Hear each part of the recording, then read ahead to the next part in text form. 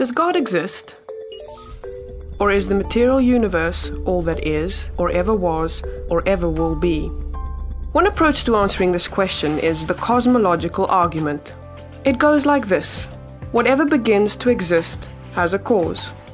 The universe began to exist, therefore, the universe has a cause. Is the first premise true? Let's consider. Believing that something can pop into existence without a cause is more of a stretch than believing in magic. At least with magic, you've got a hat and a magician. And if something can come into being from nothing, then why don't we see this happening all the time?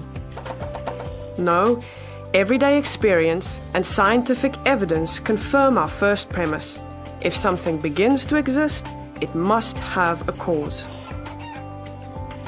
But what about our second premise?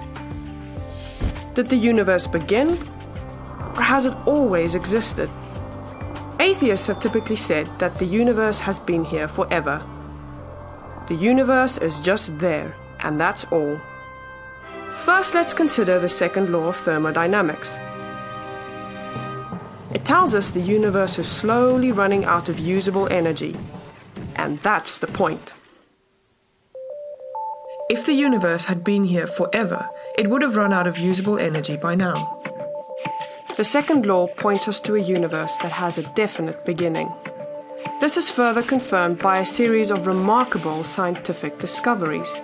In 1915, Albert Einstein presented his general theory of relativity.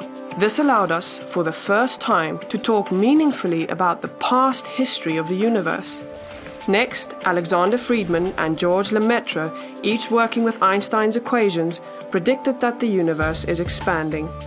Then in 1929, Edwin Hubble measured the red shift in light from distant galaxies.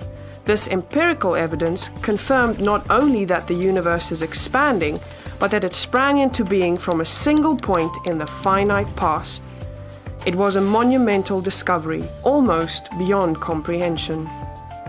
However, not everyone is fond of a finite universe, so it wasn't long before alternative models popped into existence. But one by one, these models failed to stand the test of time. More recently, 3 leading cosmologists, Arvin Bord, Alan Guth, and Alexander Vilenkin, prove that any universe which has on average been expanding throughout its history cannot be eternal in the past, but must have an absolute beginning. This even applies to the multiverse, if there is such a thing. This means that scientists can no longer hide behind a past eternal universe.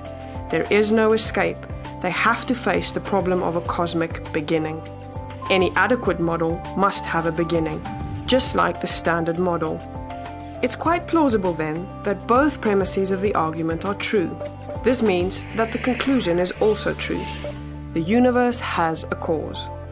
And since the universe can't cause itself, its cause must be beyond the space-time universe.